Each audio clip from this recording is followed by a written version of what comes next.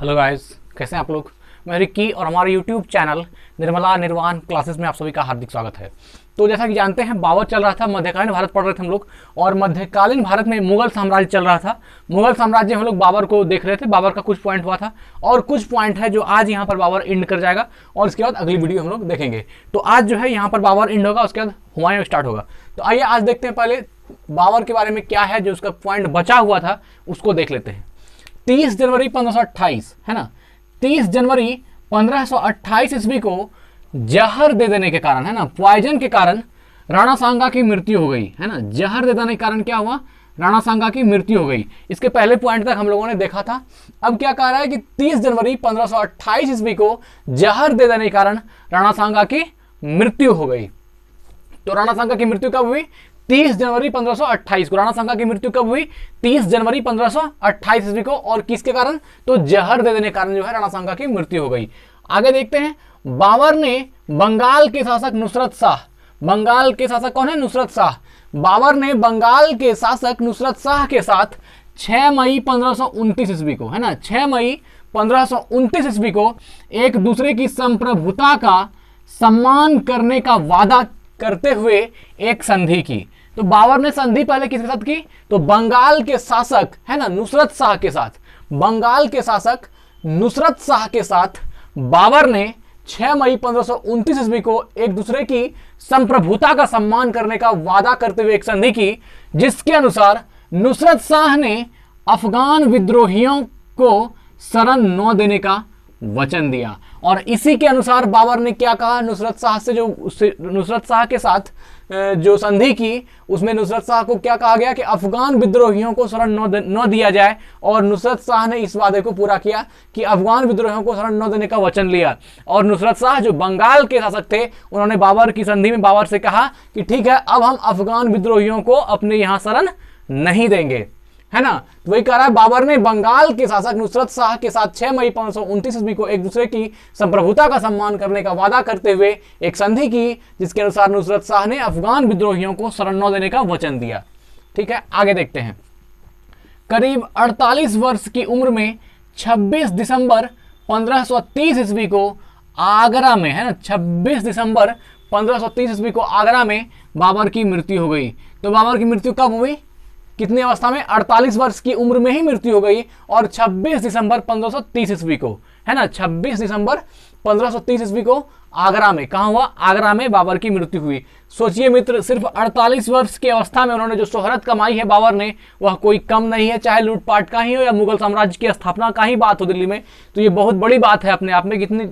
इसलिए महापुरुषों ने कहा है कि उम्र बड़ी नहीं होनी चाहिए, उम्र छोटी भी हो, लेकिन उम्र ऐसी होनी चाहिए जो याद करने योग्य हो। मतलब कि उस छोटी उम्र में ही बहुत बड़ी उम्र को जी लिया जाए। उपलब्धि बड़ी होनी चाहिए, उम्र छोटी भी हो तो कोई बात नहीं। जैसा कि बाबर की जीवनी से भी हम लोग देख सकते हैं। 48 वर्ष की उम्र में 26 दिसंबर 1530 बाबर की मृत्यु कब हुई, 26 दिसंबर 1530 ईस्वी को, और आगरा में, है ना, बाबर की मृत्यु हो गई। आगे देखते हैं। प्रारंभ में बाबर के शव को आगरा में आराम बाग में दफनाया गया। आरंभ में जो है बाबर के शव को कहाँ दफनाया गया, आगरा में आराम बाग में, है ना, आगरा में आराम बाग में दफनाया गया। बाद में काबुल में उसके द्वारा चुने गए स्थान पर दफनाया गया। पहले जो है जब इनकी मृत्यु आगरा में हुई तो बाबर को आगरा में ही दफना दिया गया, लेकिन बाद में इसको कहा जाता है फिर निकाल करके जो है इसको काबुल में फिर दफनाया गया, है ना। प्रारंभ में बाबर के शव को आगरा में आराम बाग में दफनाया गया, बाद में काबुल में उसके द्वारा चुने गए स्थान पर दफनाया गया। जहां बाबर ने पहले चुना होगा उसी स्थान पर पुनः जो है दफनाया गया। तो यहां से निकाल करके, है ना, आगरा के आराम बाग से निकाल करके पुनः काबुल में उसके द्वारा चुने स्थान पर उनको दफना दिया गया। बाबर की मातृभाषा तुर्की थी। मोस्ट इंपॉर्टेंट क्वेश्चन है, बाबर की मातृभाषा क्या थी, तुर्की थी। बाबर की मातृभाषा तुर्की थी, लेकिन वह अरबी और फारसी का भी अच्छा ज्ञाता था, है ना। बाबर की मातृभाषा तुर्की थी, लेकिन वह अरबी में भी उनकी पकड़ अच्छी थी और फारसी का भी अच्छा ज्ञाता था। तुर्की तो मातृभाषा हुआ, अरबी और फारसी का भी नॉलेज उसको बहुत अच्छा था, बहुत अच्छी तरह से वह अरबी भी और फारसी भी जानता था। बाबर ने अपनी आत्मकथा बाबरनामा, बाबर की आत्मकथा का नाम क्या है, बाबरनामा, है ना। बाबर ने अपनी आत्मकथा बाबरनामा की रचना तुर्की भाषा में की। बाबर ने अपनी आत्मकथा बाबरनामा की रचना किस भाषा में की, तुर्की भाषा में की। इसका अनुवाद बाद में फारसी भाषा में, है ना, अब्दुल रहीम खान खाना ने किया। तो बाबरनामा की रचना किस भाषा में हुई है? तुर्की भाषा में। आप जानते हैं कि बाबर की जो मातृभाषा है वह तुर्की थी, तो उन्होंने तुर्की में लिखा। बाद में अब्दुल रहीम खान खाना ने ना, बाद में अब्दुल रहीम खान खाना ने इसका जो है अनुवाद फारसी में कर दिया। किसमें? फारसी भाषा में किया। तो आपसे क्वेश्चन यह पूछा जाएगा कि बाबर की मातृभाषा क्या थी? तुर्की। बाबर ने बाबरनामा किस भाषा में लिखी है? तुर्की। तो जो मातृभाषा है उसी में लिखा है। और जो बाबरनामा का फारसी में अनुवाद किसने किया है? तो बाबरनामा का फारसी में अनुवाद अब्दुल रहीम खान खाना। किसने किया है? अब्दुल रहीम खान खाना ने किया है।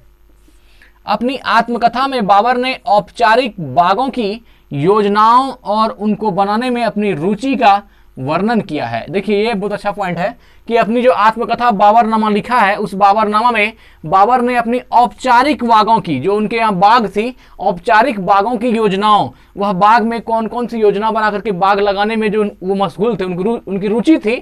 तो वही है कि अपनी आत्मकथा में बाबर ने औपचारिक बागों की योजनाओं और उनके बनाने की, है ना, उनको बनाने में अपनी रुचि का वर्णन किया है कि अर्थात उनको बाग लगाने में, बागवाड़ी बनाने में जो है उनको अच्छा रुचि थी बाबर की, ये उन्होंने लिखा है। अक्सर ये बाग दीवार से घिरे रहते थे। अब जो बाबर बाग लगाता था वो क्या था? दीवार से घिरे रहते थे तथा कृत्रिम नहरों द्वारा 4 भागों में विभाजित आयताकार अहाते में स्थित थे। और वह क्या होता था?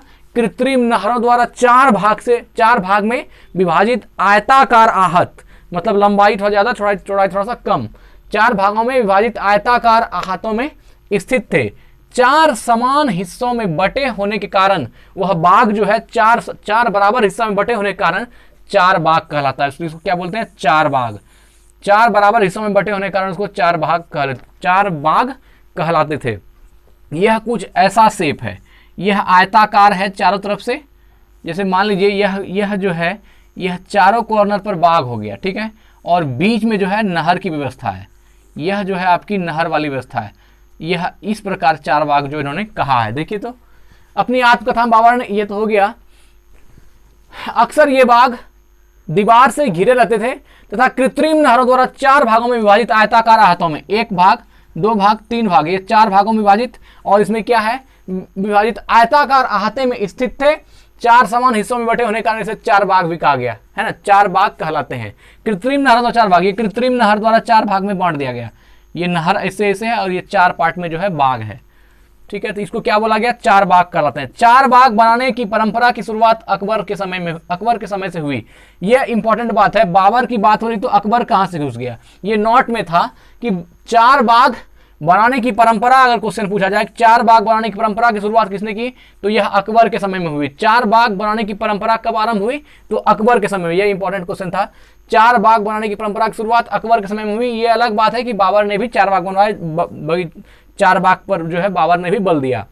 बाबर को मुबैयान नामक पद्य शैली का भी जन्मदाता माना जाता है। मोस्ट इंपॉर्टेंट क्वेश्चन है, सुपर इंपॉर्टेंट, ध्यान रखिएगा इसको तुरंत अभी।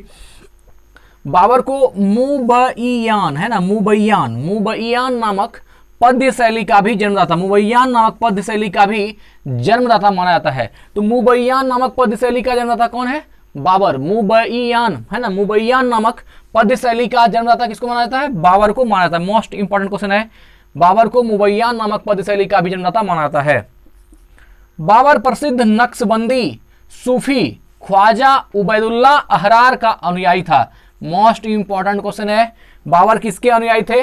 तो बाबर प्रसिद्ध नक्शबंदी, है ना, नक्शबंदी जो है एक सिलसिला है, एक अलग अलग, जैसे कि हम लोगों ने आगे देखा है, वो अलग अलग सिलसिला होता है, मतलब अलग अलग संप्रदाय टाइप से, संप्रदाय भी नहीं कह सकते हैं, लेकिन सिलसिला का अर्थ होता है अलग अलग पंथों में विभाजित होना। तो बाबर प्रसिद्ध नक्शबंदी सूफी ख्वाजा उबैदुल्ला अहरार का अनुयायी था। तो ख्वाजा उबैदुल्ला अहरार का अनुयायी कौन था? तो यह थे बाबर। बाबर प्रसिद्ध नक्शबंदी सूफी, है ना, ख्वाजा उबैदुल्ला अहरार का अनुयायी था। ख्वाजा उबैदुल्ला अहरार, ठीक है। बाबर का उत्तराधिकारी हुमायूं हुआ। बाबर का उत्तराधिकारी कौन हो गया? हुमायूं। बाबर का उत्तराधिकारी हुमायूं हुआ। और हुमायूं का उत्तराधिकारी कौन हुआ? अकबर हुआ। तो अकबर का जहांगीर हुआ, जहांगीर का शाहजहां हुआ, और शाहजहां का सबसे फेमस तो औरंगजेब हुआ। तो ऐसे हम लोग देखेंगे आगे।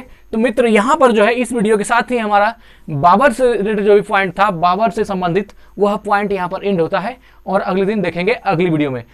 ठीक है मित्र, और एक ही मैं इन्फॉर्मेशन देना चाहता हूँ कि निर्मला निर्वाण क्लासेस के प्लेलिस्ट में प्राचीन भारत जो है पूरी की पूरी वीडियो अपलोड हो चुकी है। अगर आप लोग नहीं देखें, प्राचीन भारत की भी नॉलेज लेनी है, तो आप वहाँ से चैनल के प्लेलिस्ट से आप उसको देख सकते हैं। धन्यवाद, स्वस्थ रहें, अपना ख्याल रखें।